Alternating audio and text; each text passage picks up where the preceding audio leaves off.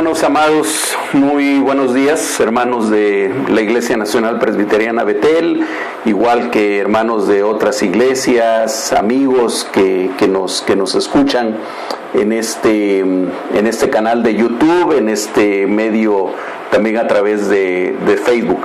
Es una bendición podernos reunir nuevamente para seguir estudiando la palabra de Dios por medio de este curso que comenzamos hace una semana y que es parte de la Escuela de Formación Cristiana de la Iglesia Betel, curso que tiene el título de Deseando el Reino. Ya la semana pasada comenzamos con alguna introducción.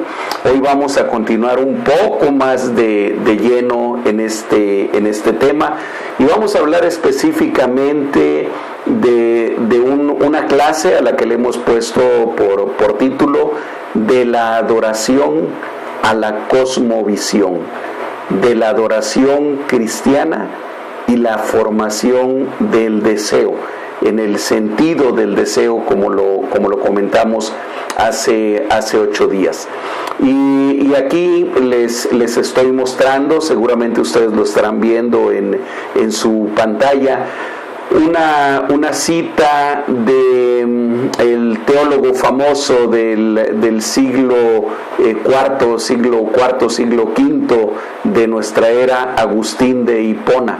Agustín de Hipona decía, y es una frase con la que queremos iniciar la clase de hoy, porque tiene mucho que ver con aquello de lo cual vamos a estar hablando.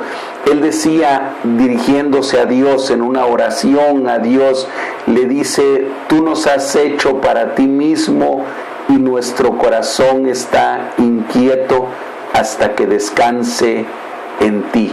Tú nos has hecho para ti mismo y nuestro corazón no está tranquilo, nuestro corazón está inquieto hasta que descansa en ti.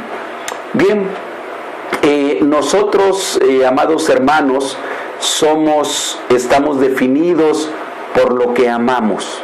Somos lo que amamos, estamos definidos por lo que amamos. Dice el Señor Jesucristo en Mateo capítulo 6, versículo 21, dice: no se hagan tesoros en la tierra, háganse tesoros en los cielos, porque donde está vuestro corazón, ahí está vuestro tesoro. Nuestro tesoro, es decir, lo que amamos, lo que nosotros anhelamos, aquello por lo que vivimos, ese es nuestro tesoro. Y a donde está nuestro tesoro, ahí está nuestro corazón. Y ese versículo está muy relacionado con lo que hoy estamos tratando de explicar, lo que estamos tratando de expresar. Nosotros estamos definidos, somos definidos por lo que amamos. Miren, los seres humanos no somos fundamentalmente seres pensantes, aunque desde luego somos seres pensantes, pero no somos solamente seres pensantes, ni fundamentalmente seres pensantes.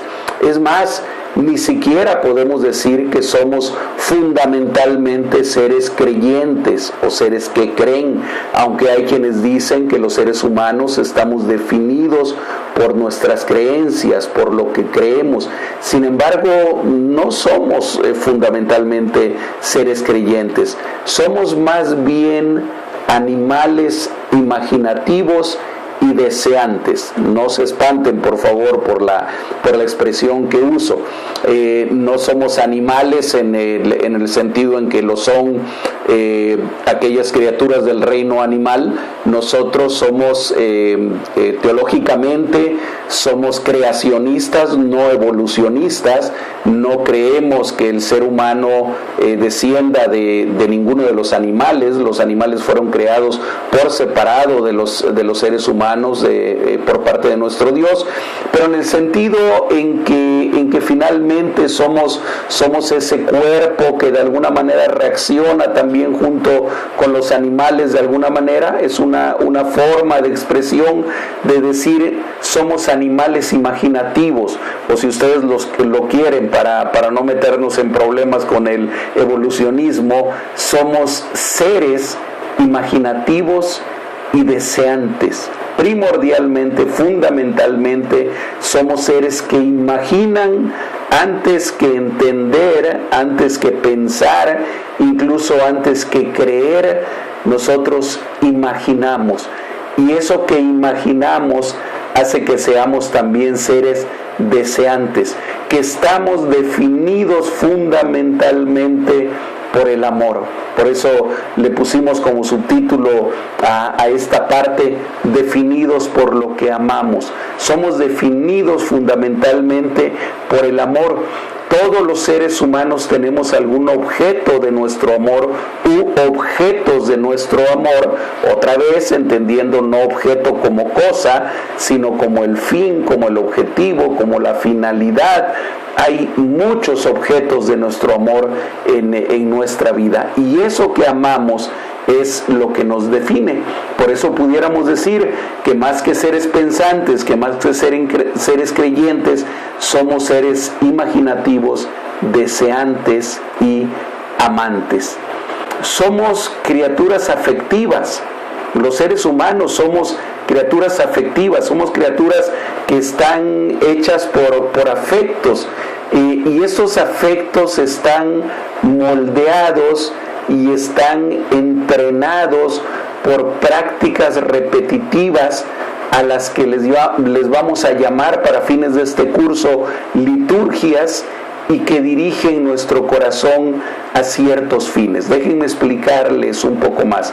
Los seres humanos no nacemos con todos nuestros afectos ya definidos, y permítanme ponerles un ejemplo muy simple, que tiene que ver con la comida. Es muy común y es muy escuchada la queja de las mamás de niños pequeños. A mí me toca con mucha frecuencia atender a pacientitos, a mamás que sobre todo cuando los pequeños tienen problemas de desnutrición, y les recomendamos que coman verduras, que coman carne, y muy frecuentemente, sobre todo con las verduras, nos dicen: no, las verduras no pueden ni siquiera verlas, no pueden ni olerlas. Le pongo un brócoli o le pongo una zanahoria enfrente de él y no, capaz que no come. Bueno, ese es un afecto, es un gusto en este caso, con el cual el niño no nace, con el cual el ser humano no nace, sino que es moldeado y es entrenado. Lo más probable es que los niños que no les gustan las verduras tienen mamás que tampoco les gustan las verduras, y son parte de una familia que no acostumbra a comer verduras. Así como ese afecto es moldeado y es entrenado, de la misma manera son nuestros afectos en otras áreas, en otras partes de la vida. Cuando nosotros somos enfrentados a prácticas repetidas, entonces se forma un afecto, y esos afectos vamos a ver que generan hábitos, que generan costumbres en nuestra vida, y esas prácticas repetidas llegan a formar lo que aquí le estamos llamando liturgias, aunque el término liturgia ahorita lo vamos a definir un poquito más. Yo sé que se usa únicamente dentro del ámbito eclesiástico, dentro del ámbito religioso, sin embargo lo estamos usando en un sentido mucho más amplio, como aquellas cosas que los seres humanos aprendemos a hacer casi automáticamente, y que entonces dirigen nuestro corazón a determinados fines, a determinados objetivos. Entonces somos criaturas afectivas en ese sentido. Nuestras acciones, esas acciones repetidas, esculpen en nuestra personalidad, graban en nuestro interior hábitos que son disposiciones de nuestra mente y de nuestro corazón para actuar de ciertas maneras, de determinadas maneras. Miren, hay muchas acciones o reacciones, a veces las entendemos más fácilmente así, que se dan en nosotros de manera casi automática. Si nosotros de repente en la calle vemos que alguien saca un arma de fuego, casi que nuestra disposición inmediata va a ser huir o escondernos, porque sabemos inmediatamente que estamos en peligro. Pero tal vez si fuéramos un policía entrenado o un soldado entrenado en el uso de las armas, tal vez nuestra disposición o nuestra reacción inmediata pudiera ser diferente. Puede ser que tendiéramos a pensar de qué manera podemos desarmar a esa persona, a ese individuo. Hay múltiples situaciones de nuestra vida en las cuales respondemos por hábitos que están esculpidos dentro de nosotros y que fueron esculpidos a través de acciones que fueron repetidas muchas veces hasta que se formara ese conjunto de reacciones a las cuales les vamos a llamar hábitos. Son disposiciones para actuar de cierta manera. El Señor Jesucristo cuenta una historia hermosa que todos la conocemos como la historia del buen samaritano. A tal grado ha impregnado en el imaginario social, en el imaginario cristiano, esta parábola del buen samaritano, que incluso la palabra samaritano en nuestro idioma ahora es sinónimo de aquel que ayuda a los demás, cuando que el significado de samaritano no tiene nada que ver absolutamente con eso. Samaritano es una persona originaria de la región de Samaria. Sin embargo, en nuestro imaginario social, en nuestro imaginario cristiano, la palabra samaritano tiene que ver con alguien bueno. Pero además la historia nos sirve en este momento para ejemplificar o para aclarar más lo que estamos diciendo. Dice esta historia que había un hombre que había sido herido por asaltantes, lo asaltaron, lo dejaron tirado en el camino, inconsciente, se entiende que medio muerto, mal herido, seriamente herido, y hay tres diferentes personas que pasan junto de él. Pasa primero un sacerdote, pasa después un levita y pasa después un samaritano. Cada uno de ellos responde de una manera diferente ante la misma situación. El sacerdote lo ve, pero sigue de largo. El levita voltea a verlo, pero se acuerda que tiene prisa y entonces sigue caminando, pero el samaritano se detiene y lo ayuda. Y venda sus heridas y pone ungüento en sus heridas y lo sube a su cabalgadura y lo lleva a un lugar donde puede ser ayudado y le encarga a la persona que está al frente de aquel hostal que lo cuide y que además cuando él regrese le va a pagar lo que haya gastado en él. Tres reacciones diferentes, tres liturgias diferentes que fueron moldeadas sin lugar a duda por acciones repetidas a lo largo de la vida de esas tres personas diferentes. Por eso podemos decir, nuestras acciones esculpen hábitos que son disposiciones para actuar de ciertas maneras. Así funcionamos los seres humanos. Bien, esto tiene que ver no solamente con la vida diaria, con la vida práctica, tiene que ver con toda nuestra vida y tiene que ver también con nuestra forma de entender nuestra fe y con la forma de vivir nuestra fe.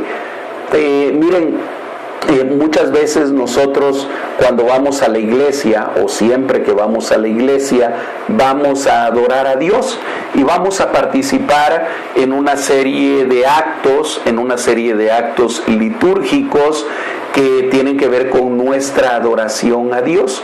Y a veces más de uno de nosotros nos hemos preguntado qué tan relacionada está nuestra adoración con nuestra doctrina. No crean que di un salto de repente de un tema a otro. No pierdan de vista de lo que estábamos hablando. Estábamos hablando de nuestros hábitos, estábamos hablando de que somos seres no tanto pensantes ni creyentes, sino que somos seres imaginativos, seres deseantes y seres que están moldeados por aquello que aman. No perdamos de vista esto, pero lo quiero traer ahora un poco al ámbito de la vida en nuestra iglesia. Y entonces les decía que la manera en la cual nosotros adoramos, a veces nos preguntamos qué tan relacionado está con nuestra doctrina, qué tan relacionado está nuestra liturgia con nuestra adoración. Y una pregunta que surge cuando abordamos este tema es: ¿nosotros vamos de la doctrina a la adoración o viceversa? ¿O de la adoración a la doctrina? ¿Cómo es que actuamos realmente? Bueno, primero definamos un poquito lo que es doctrina. Yo espero que ustedes estén leyendo ahorita ahí en su pantalla esta definición, que es una de muchas que pueden existir, de lo que es doctrina. Bueno, yo ahí les estoy poniendo: doctrina es una creencia o son creencias estructuradas y organizadas en ideas elaboradas. Es decir, es una estructuración, es una organización de ciertas ideas a las que les llamamos creencias. Y generalmente la doctrina la ponemos en forma de credos, como el credo de los apóstoles, o en forma de catecismos, como el catecismo de Westminster, o en formas de confesiones, como la misma confesión de fe de Westminster, y entendemos que eso es una doctrina. ¿A qué le llamamos liturgia? Bueno, le llamamos liturgia a un conjunto de prácticas establecidas ya que regulan el culto y las ceremonias religiosas. Yo sé que a muchos cristianos, sobre todo de corrientes, nuestros hermanos de corrientes arminianas, dispensacionalistas, pentecostales, a veces dicen: no, eso de la liturgia nosotros no lo usamos porque eso quita la libertad del Espíritu Santo, la libertad de actuar del Espíritu Santo. La verdad, hermanos, que no hay ninguna iglesia que no tenga una liturgia.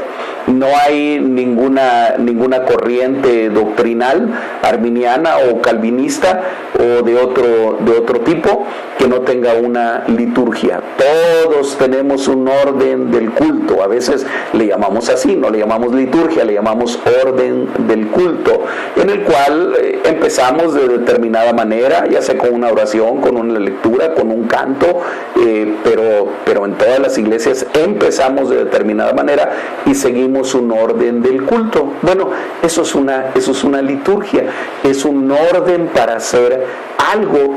Nosotros ahora estamos hablando de la liturgia dentro del ámbito eclesial, pero saben que hay muchas liturgias seculares también. Hay muchas formas de hacer las cosas, o formas definidas de hacer las cosas, e incluso de reaccionar en nuestra vida diaria, que no tienen que ver con la iglesia, que tienen que ver con la vida secular, pero que forman verdaderas liturgias. El domingo pasado hablábamos del caso del centro comercial o del mall, y vemos cómo dentro de esos centros se cumplen determinadas liturgias, determinadas formas repetitivas de hacer las cosas de todas las personas que van y que participan ahí de una serie de liturgias sin que le llamen liturgias, y que tiene un tremendo contenido religioso sin que nadie vea como un centro religioso a un centro comercial. Pero bien, ese es el concepto de liturgia. ¿A qué le llamamos adoración? Bueno, la adoración son las expresiones y formas que usamos para expresar nuestra devoción, alabanza y amor a Dios. Eso es la adoración, expresiones y formas que usamos para demostrar nuestra devoción, nuestra alabanza y nuestro amor a Dios. Y nuestra adoración, entonces, cuando estamos hablando en el ámbito eclesial, a veces se manifiesta por cantos o por himnos, a veces a través de oraciones, a veces también a través del lenguaje corporal, ¿verdad? Algunos levantamos las manos o algunos juntamos las manos, u otros nos quedamos muy firmes para no ser confundidos con pentecostales, nos quedamos muy tiesecitos. Finalmente es una expresión corporal, está bien, de adoración. Hay quienes adoran sentados o hincados o parados. Todo eso es lenguaje corporal que forma parte de nuestra adoración. Hay determinadas ceremonias, ¿verdad? Cuando celebramos el sacramento de la Cena del Señor, de la Santa Cena, hay una ceremonia especial. Cuando se celebra el sacramento del bautismo, hay una ceremonia especial también. El culto mismo en su totalidad es una forma de adoración, es una expresión de adoración a nuestro Dios. Y bueno, me faltó decir, y me regreso un poquito a la doctrina, que en el ámbito cristiano las doctrinas, esas creencias estructuradas y organizadas en ideas elaboradas, normalmente se desprenden de la Biblia, normalmente se desprenden de la Escritura. Y miren, ahí en la pantalla les pongo un esquema de flechas muy simplote, en el cual señalo la dirección en la que generalmente entendemos que se dan estas cosas. Es decir, tenemos la Biblia, tenemos la Escritura Sagrada, de ahí sacamos las doctrinas. Apegado a las doctrinas establecemos una liturgia, y apegado a esa liturgia tenemos una forma de adorar dentro de la iglesia. Sin embargo, cuando reflexionamos un poco más en esto, podemos tener algunos problemas, o podemos cuestionar de alguna manera este orden que yo he puesto ahí seguido por las flechas. Y nos tendríamos que preguntar, a ver, ¿qué fue primero? ¿La escritura o la adoración? ¿Qué surgió primero? ¿Tuvimos primero las escrituras y después la adoración, o primero la adoración y después las escrituras? Bueno, basados en la misma escritura, nosotros sabemos que el primer acto de adoración, de acuerdo con la narración bíblica, el primer acto de adoración está descrito en Génesis 4:3, cuando dice: y aconteció, andando el tiempo, que Caín trajo del fruto de la tierra una ofrenda a Jehová.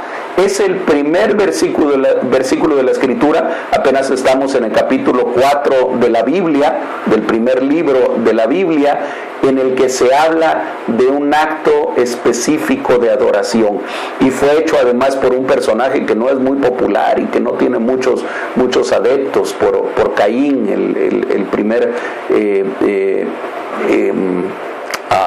primero que mató a su hermano. Discúlpenme, se me fue la palabra en este momento.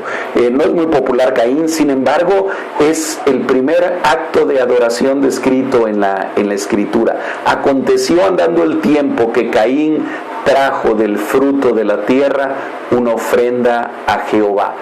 Y la primera referencia a invocar el nombre de Dios está en el mismo capítulo, un poquito más adelante, Génesis 4:26. Y a Set, uno de los hijos de Adán y de Eva, y a Set también le nació un hijo, y llamó su nombre Enós. Entonces los hombres comenzaron a invocar el nombre de Jehová. Algunos dicen que Enós fue el primero que invocó el nombre de Jehová, aunque el texto no dice exactamente eso. Hay un punto y aparte ahí, y dice: y entonces los hombres comenzaron a invocar el nombre de Jehová. Hermanos, si nosotros como buenos creacionistas creemos que la creación fue hecha hace aproximadamente 5 o 6 mil años, yo sé que muchos no cristianos, hermanos, hermanos amados no estarán de acuerdo conmigo en esto, pero dejemos un poquito la disputa entre evolucionismo y creacionismo y permítanme solamente para esta enseñanza tomar esto. Esto aconteció, estos hechos de Caín y de Enós, hace aproximadamente 5 o 6,000 años aproximadamente, en que vemos evidencia bíblica de que comenzó la adoración, de que comenzó la invocación a Dios. Ahora, hablando de la Biblia, de la Escritura, el primer libro escrito de la Biblia, prácticamente todos los expertos están de acuerdo en esto, fue el libro de Job. ¿Y por qué lo saben? Bueno, porque el libro de Job está escrito en un hebreo muy arcaico, usando palabras que incluso ya no se usaban cuando fueron escritos el resto de libros de la Biblia, desde luego en un orden en el que está colocado en prácticamente todas las Biblias, incluyendo la Tanaj. El primer libro es el libro de Génesis, pero aparentemente no fue el primero que fue escrito. Génesis fue escrito, todo el Pentateuco, por Moisés, al menos eso es lo que consideramos. Sin embargo, es un poquito más tardío que el libro de Job. Entonces, el primer libro escrito en la Escritura, en la Biblia, es el libro de Job, en el año 1473 a.C. aproximadamente, es decir, hace alrededor de 3,500 años. Y hablábamos de que Caín primero y luego Enós comenzaron con esos actos de adoración hace 5,000 o 6,000 años. Y el primer libro de la Biblia, Job, fue escrito alrededor del año 1500 antes de Cristo. Hay alrededor de 2,500 años de adoración antes de que comenzara a escribirse el primer libro de la Biblia. Ahora, si hablamos ya de toda la Biblia completa y hablemos de la Tanaj, lo que para nosotros sería el Antiguo Testamento, la Tanaj se terminó de recopilar, se tuvo ya el canon del Antiguo Testamento por ahí del siglo II antes de Cristo, es decir, hace apenas 2,200 años. Entonces estaríamos hablando, si hablamos de la Biblia ya integrada, de por lo menos 4,000 años aproximadamente de adoración sin que existiera todavía la Biblia como tal. Y si vamos al Nuevo Testamento es lo mismo, ¿verdad? Los primeros cristianos se reunían el primer día de la semana para adorar al Señor Jesucristo, para adorar a Dios, y no existía todavía ningún libro del Nuevo Testamento. Comenzaron a aparecer por ahí del año 56, 57 el primer libro, la primera carta que empezó a circular. Entonces tenemos claramente que hubo primero adoración, que había formas de adoración que no habían sido moldeadas por la Biblia como tal, por lo tanto menos por un documento doctrinal que ya existiera, sino que nacía esta adoración del corazón del hombre, nacía esta adoración de la esencia de ese ser humano que es esencialmente afectivo, que es esencialmente imaginativo, que es esencialmente deseante, que es esencialmente amante, antes siquiera de ser pensante o de tener una estructura de creencias ya establecida. Bien, sin embargo, la adoración que nosotros expresamos dice mucho acerca de nuestra fe, dice mucho de la fe cristiana. Dice ahí en la diapositiva que probablemente ustedes estén viendo, frecuentemente tratamos de definir la esencia del cristianismo con un conjunto de doctrinas y documentos teológicos siempre basados en la Biblia.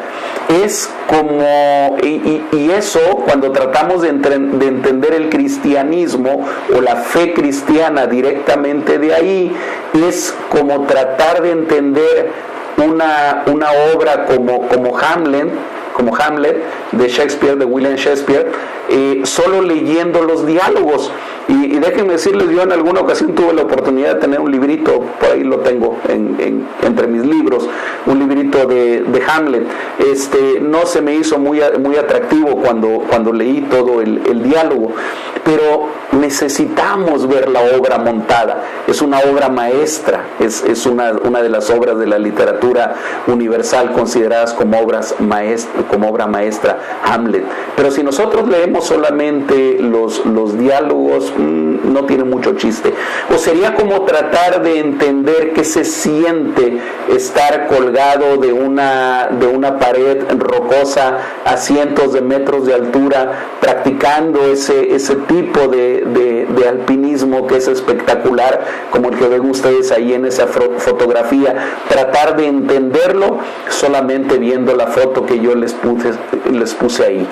¿Qué tal si tratamos de entender la fe cristiana no desde las doctrinas como lo hemos hecho, sino entendiéndola como una forma de vida?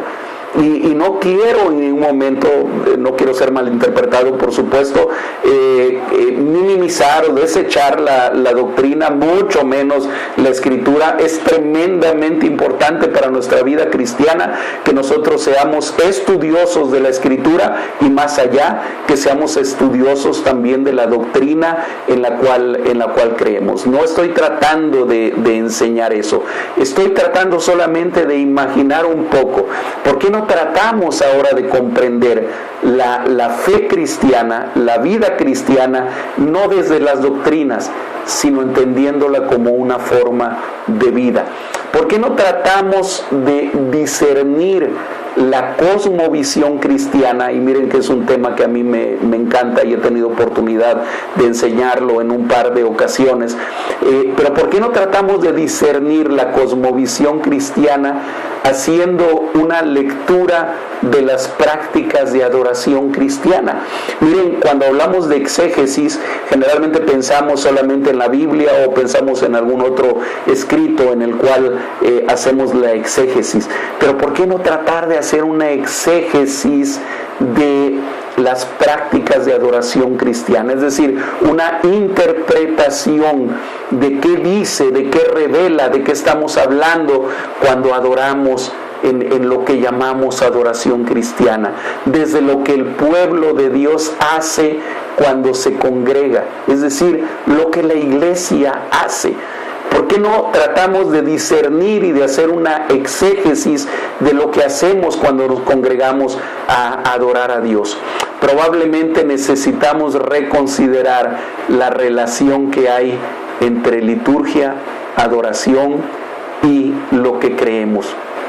Fíjense que la adoración cristiana, y ya estoy terminando, hermanos, la adoración cristiana es fundamentalmente formativa, porque educa nuestros corazones a través de nuestros cuerpos. Y cuando hablo de nuestros cuerpos, hablo de los oídos que nos permiten oír la música, la oración o la predicación, de nuestros ojos que nos permiten ver determinados símbolos como es el pan y el vino en la Santa Cena, como es el agua en el bautismo, de nuestras manos que nos permiten expresar nuestro lenguaje corporal, ya sea levantando nuestras manos, ya sea palmeando, ya sea juntando nuestras manos o ya sea quedándonos firmes en esa posición que también es de adoración.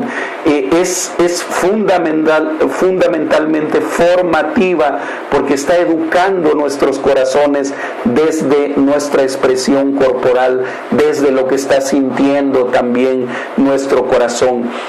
¿Qué dice nuestra adoración acerca del tipo de pueblo que la iglesia es llamada a ser?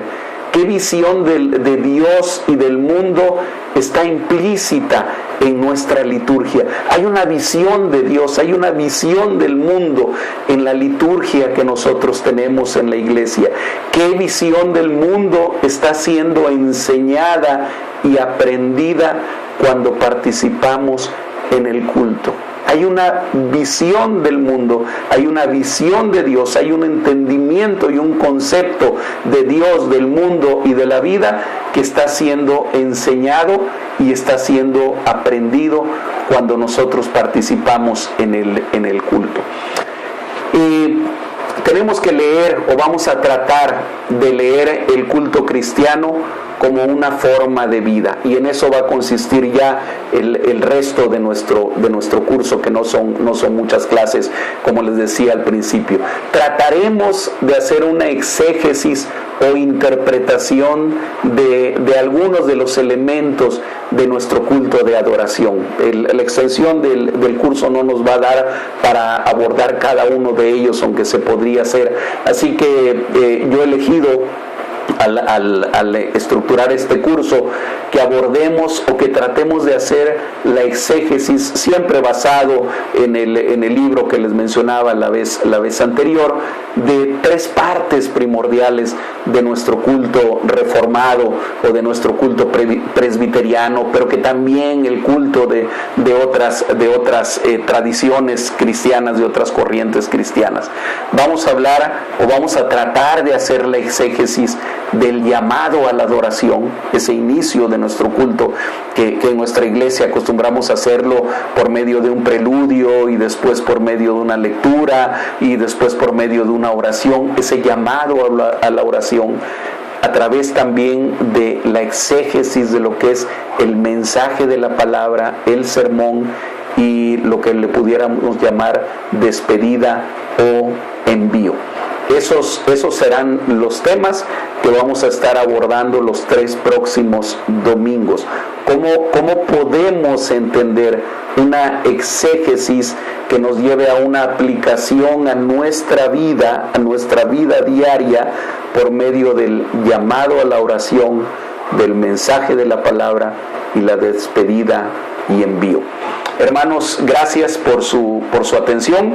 Yo espero que ustedes vayan siguiendo el hilo de este curso, y que al final de él a lo mejor tengamos un entendimiento diferente de lo que es la educación cristiana. Esa educación cristiana que no se da solamente en las clases de la escuela dominical o de la escuela de formación cristiana, sino que se da tremendamente también en nuestro culto de adoración, y que se debe dar también en todos los ámbitos y en todas las esferas de nuestra vida. Que Dios les bendiga, y espero que nos podamos ver el próximo domingo.